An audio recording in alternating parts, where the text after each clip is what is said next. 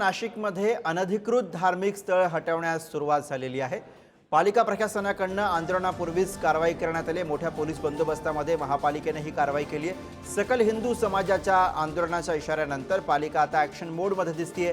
25 वर्षांपूर्वीच्या अनधिकृत धार्मिक स्थळांवर कारवाई सुरू झालेली आहे।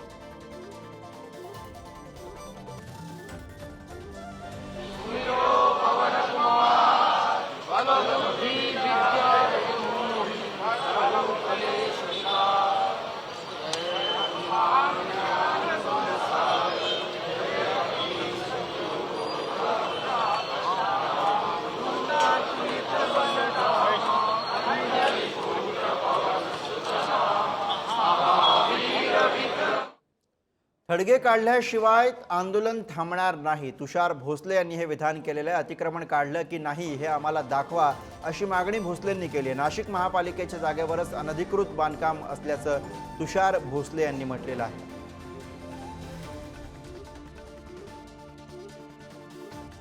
काही परिस्थिती आपल्याला बघायला मिळते, कारवाई पूर्ण झालेली नाहीये, काय नेमकं तुमचं म्हणणं? नाशिक महापालिकेने कारवाई सुरू केली असं कळतंय, पण आमचं म्हणणं आहे की जे त्या ठिकाणी थडगं आहे आणि त्याच्या भोवतीचं जे अतिक्रमण केलेलं बांधकाम आहे हे सगळंच्या सगळं काढण्यात यावं। तो भूखंड पूर्णपणे मोकळा करण्यात यावा आणि जर महापालिका ते करणार नसेल तर हिंदू समाजाला त्या ठिकाणी बजरंगबलीचं मंदिर बांधू द्यावं।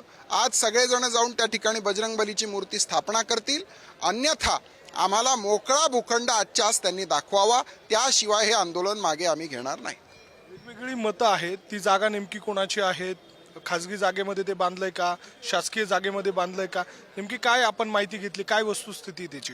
असं आहे की 7/12 उतारा हे शासनाचं अधिकृत माहिती पत्रक असतं आणि 7/12 उतार्यावरती नाशिक महानगरपालिका असं त्या जागा मालकाचं नाव आहे, म्हणजे ही जागा नाशिक महानगरपालिकेची आहे। आणि पालिकेच्या जागेवर जर कोणी थडगे बांधून अतिक्रमण करणार असेल तर ते आम्ही मान्य करणार नाहीत। 25 वर्ष आम्ही अन्याय सहन केलाय, इथून पुढे आता सहन होणार नाही। 25 वर्ष अन्याय सहन केला असं म्हणताय, मात्र याला जबाबदार कोण? वारंवार पाठपुरावा करताय, आंदोलनं करताय, दखल घेतली जात नाहीये। तुम्ही ज्या पक्षाच्या आध्यात्मिक आघाडीचे आहात, सत्ताधारी पक्ष तुमचा आहात, का वरिष्ठ पातळीवर तुम्ही तक्रार करणार आहात?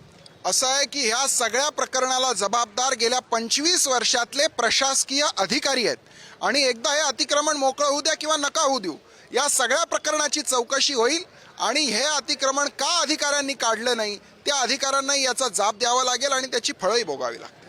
व्हिडिओ जर्नलिस्ट जय साबळेसह मी किरण ताजने, पुढारी न्यूज, नाशिक।